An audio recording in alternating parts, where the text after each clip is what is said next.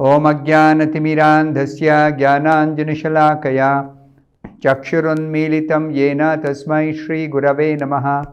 Nama Om Vishnupadaya Krishna Presthaya Bhutale Srimate Bhaktivedanta Swamin Niti Namine. Namaste Saraswate Deve Gauravani Pracharine Nirvishesha Shunyavadi Paschatya Deshatarine. Jaya Shri Krishna Chaitanya Prabhu Nityananda Shri Advaita Gadadhara Srivasadi Gaura Bhakta Vrinda. Hare Krishna Krishna Krishna Hare Hare Hare Rama Rama Rama Hare Hare. Om Namo Bhagavate Vasudevaya Narayanam Namaskritya Naram Chaiva Narottamam Devim Saraswatim Vyasam Tato Jayam Mudirayet. In this session, we'll be discussing from two verses, verse number 22 and 23 of the 13th chapter of the first canto of Srimad Bhagavatam. This chapter is entitled Dhritarashtra Quits Home. The verse number 22, Andha Puraiva Vadhiro Manda Pragyascha Sampratam Vishirna Danto Mandagnihi Saraga Kapam Udvahan.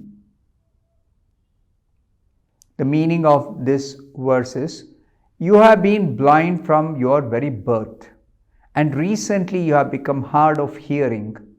Your memory is shortened, and your intelligence is disturbed.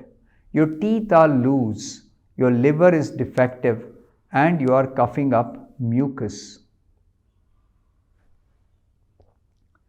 These are words spoken by Vidura to Dhritarashtra, and Vidura is pointing out that the symptoms of invalidity due to old age are very much prominent in the person of Dhritarashtra, which means that it is notice of death, which is fast approaching. So what are you doing about facing death? So Vidura is actually alerting Dhritarashtra. So in the purport, Srila Prabhupada explains,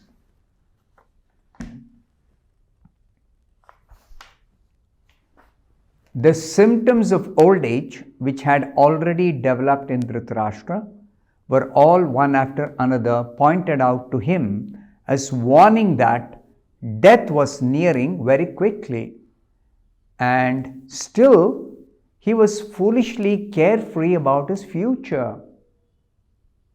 The signs pointed out by Vidura in the body of Dhritarashtra were signs of apakshaya, or dwindling of the material body before the last stroke of death. The body is born, it develops, stays, creates other bodies, dwindles, and then vanishes. This is called Shadvikara. 6 different changes that take place in the body from birth to death. So, body is born, body is going to die. But in between 4 stages, body develops, then it stays for some time, produces byproducts, and dwindles.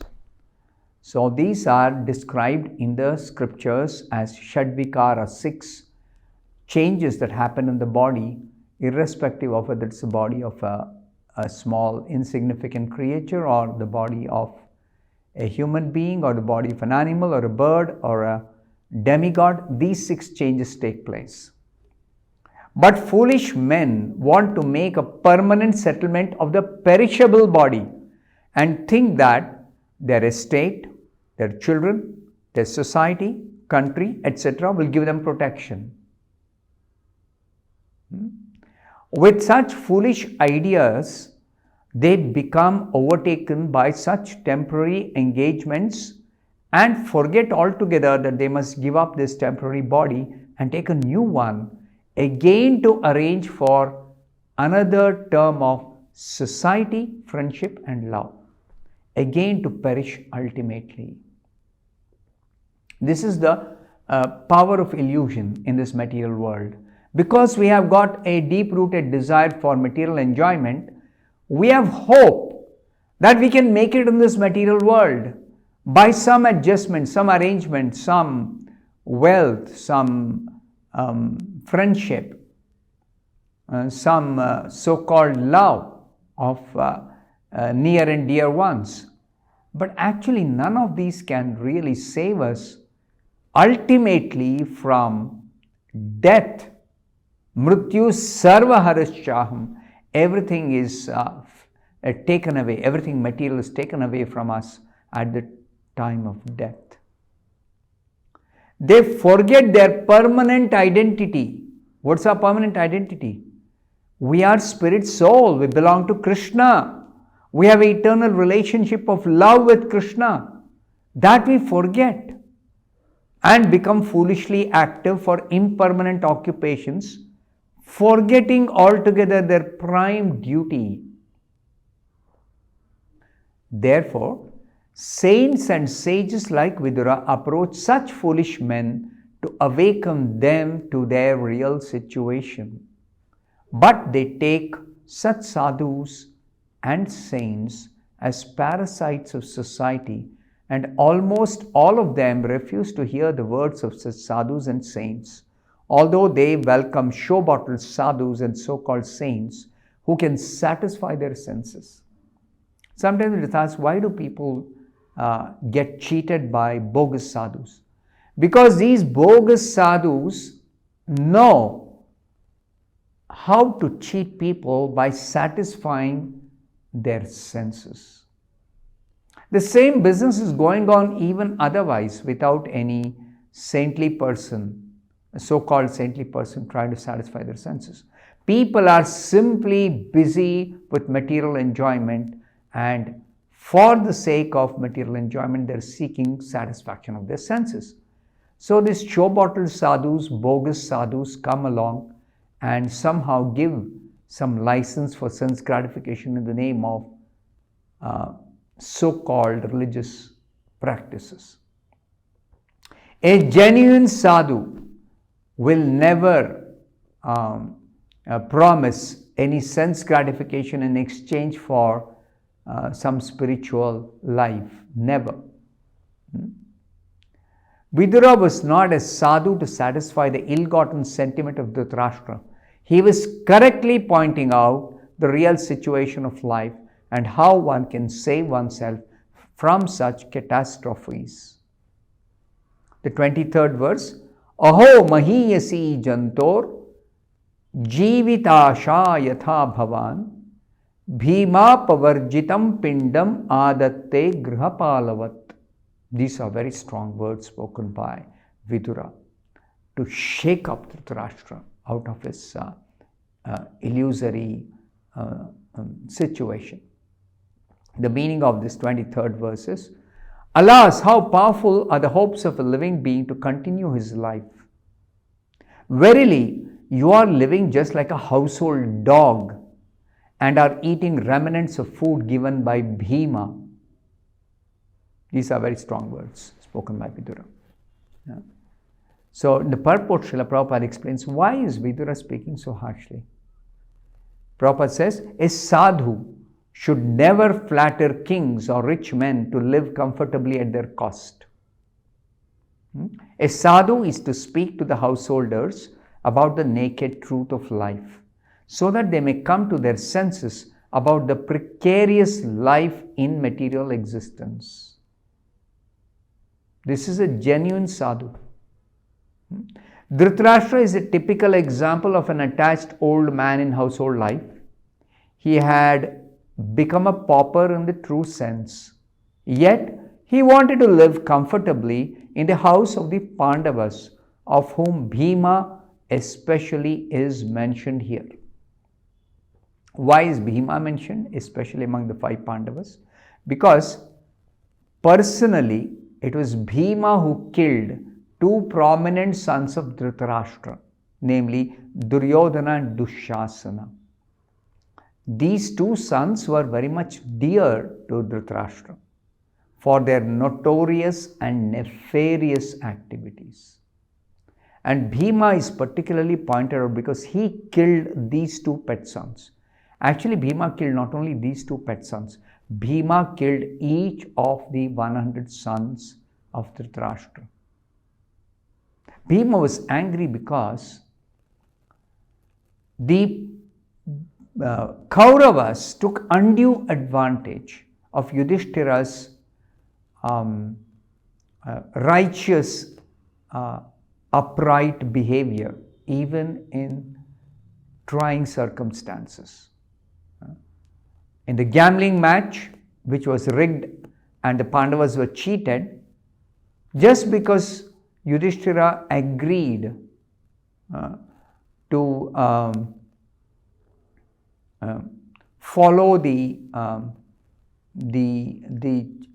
rules of the game, even though he was cheated, Duryodhana and Dushasana took undue advantage of Yudhishthira's good conduct, righteous conduct, and simply insulted Draupadi, made Pandavas slaves, and practically insulted all of them. So Bhima was very angry at this particular time, but he restrained himself because Yudhishthira did not want any of the Pandavas to protest.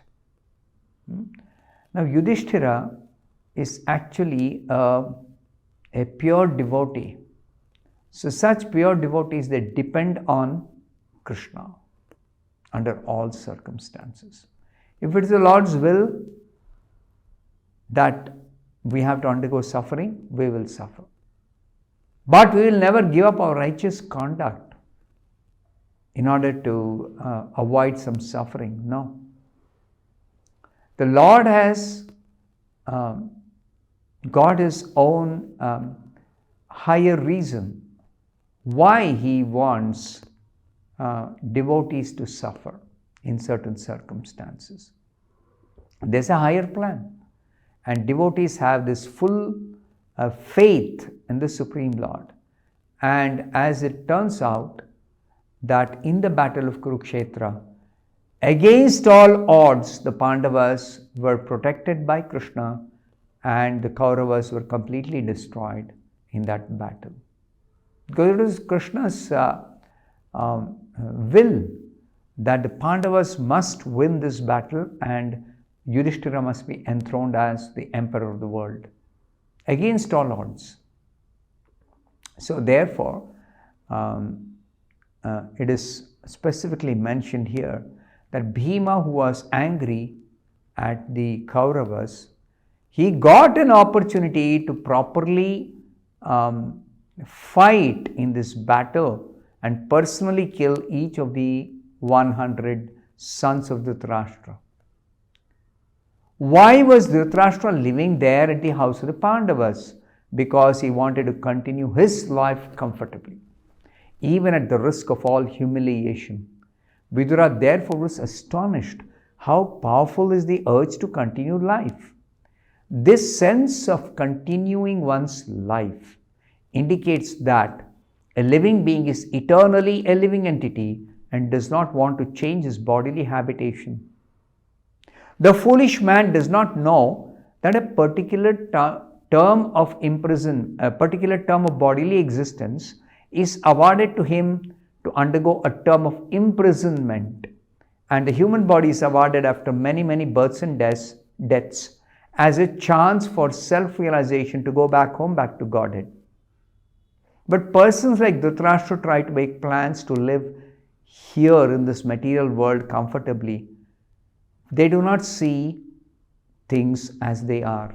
Dhritarashtra is blind and continues to hope to live comfortably in the midst of all kinds of reverses of life.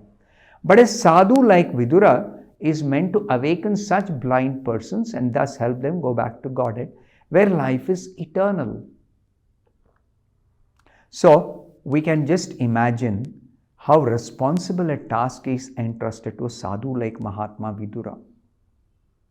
That he is meant to wake up such persons who are lost in this material world and help them to fix the proper goal and prepare for reaching that goal, especially in the human form of life. So that is the responsible task of Vidura. I'll stop here. Thank you very much. Hare Krishna.